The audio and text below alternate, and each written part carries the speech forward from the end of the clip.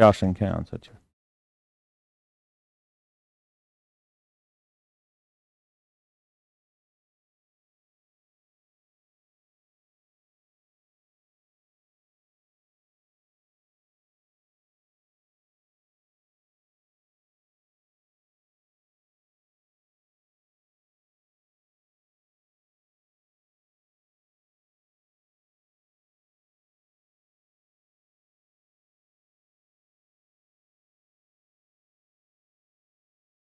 देखिए मेरे बच्चे,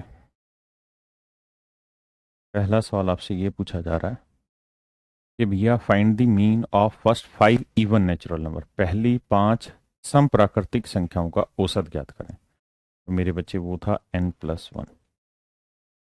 याद है ना, लिखवाया था क्या था मेरे प्यारे बच्चों, n+1। तो 5 में एक जोड़ा 6, तो उनका एवरेज तो आना था 6। जल्दी से बताओ भाई कितना आना था, 6। सम कल मैंने कराया था, नहीं कराया, लास्ट में कराया था शायद ये।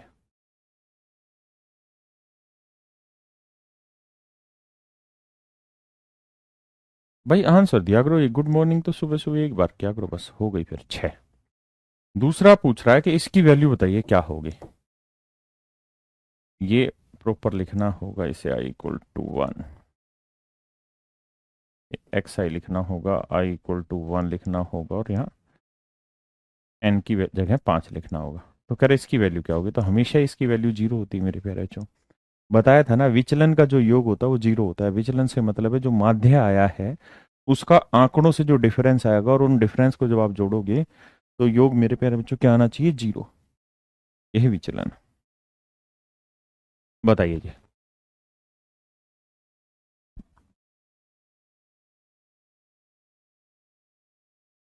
सवाल में पहला पूछ रहा है कि भैया इनका मीन निकाल के बताइए। तो देखिए, मीन का तो एक ही तरीका है कि सबको जोड़ेंगे और जोड़ के जितनी संख्या है उससे भाग दे देंगे, वो तो निकल जाएगा मीन। हाँ है ना, सबको जोड़ना है, इसको इसको इसको इसको बटे जितनी संख्या भाग दे दें।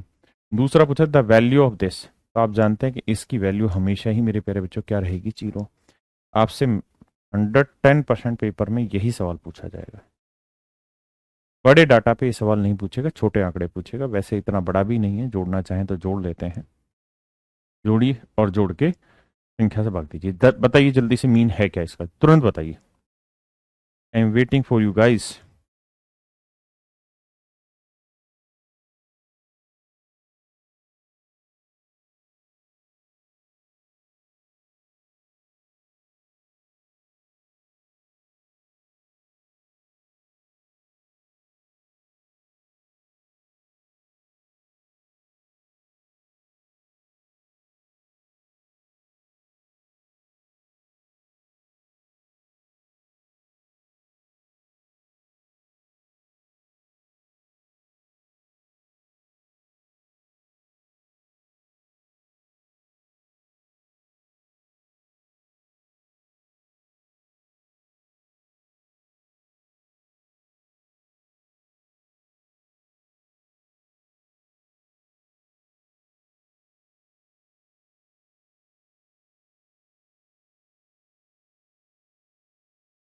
आइए मेरे प्यारे बच्चों,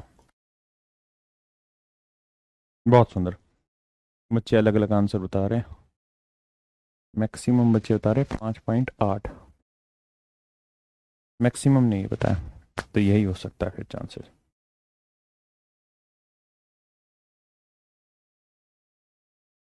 करिए मेरे प्यारे बच्चों। Find the sum of the deviation of the data from their mean. कह रहा जी, ये जो आंकड़े इनका, इनके माध्य से जो विचलन होगा उसका योग बताइए। तो मेरे बच्चे हमेशा ध्यान रखना, वो योग क्या होगा, 0। यानी फार्मूला भी लिखवाया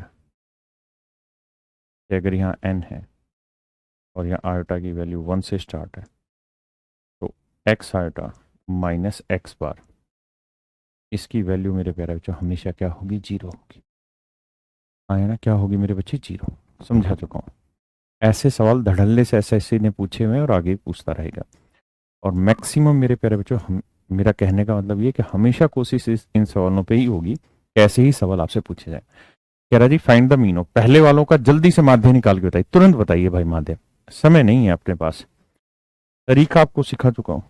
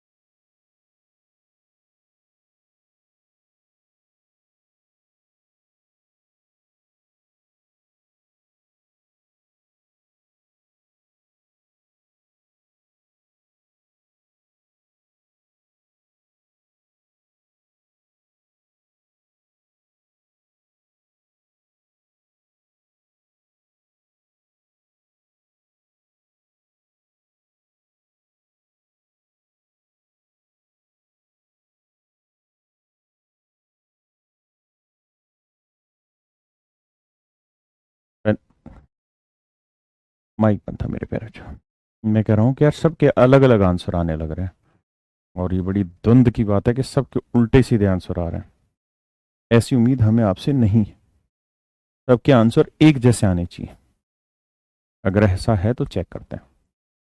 भाई 5 और 6 11, 5 और 6 11, 11 और 17 28, 28 और 8 36, 36 और 9 45, 45 और 15 60, 8 और 10 70, 70 और 23 93, 93 और 10 103, 3 और 8 11, 11 और 24 35, तो 135। संख्या कितनी? एक, माफ करना भाई, 1 2 3 4 5 6 7 8 9 10। तो मेरे प्यारे बच्चों सही बात है कि औसत आएगा 13.5, औसत आएगा 13.5, यही सही आंसर है। और आप विश्वास मानिए ये बड़ा सवाल नहीं है, ऐसे सवाल पेपर में आ रखे हैं, पेपर के ही क्वेश्चन मैंने पिक किए हैं, और ऐसे सवाल आगे भी लगातार आ सकते हैं। अब कहता है परिणामी माध्य ज्ञात करें यदि ऊपर दिया गया प्रत्येक परीक्षण है। कहता है अगर हर एक आंकड़े में 3 बढ़ा दें तो औसत क्या होगा, तो 13.5 जमा 3 होगा। कहता है हर एक आंकड़े से 2 घटा दे तो मीन भी 13.5 -2 घट जाएगा। कहता है हर एक आंकड़े को 4 से गुना कर दो तो मीन भी 4 से गुना होगा मेरे प्यारे बच्चों। कह रहा है कि हर एक आंकड़े को 5 से भाग दे दो तो मीन भी मेरे प्यारे बच्चों 5 से भाग होगा। ये मेरे नन्हे मुन्ने बच्चों आपका सही आंसर है, ये मेरे प्यारे बच्चों आपके सही उत्तर है। यानी जो परिवर्तन आप हर आंकड़े में करेंगे वही परिवर्तन औसत में होगा। सेम वही चीज है।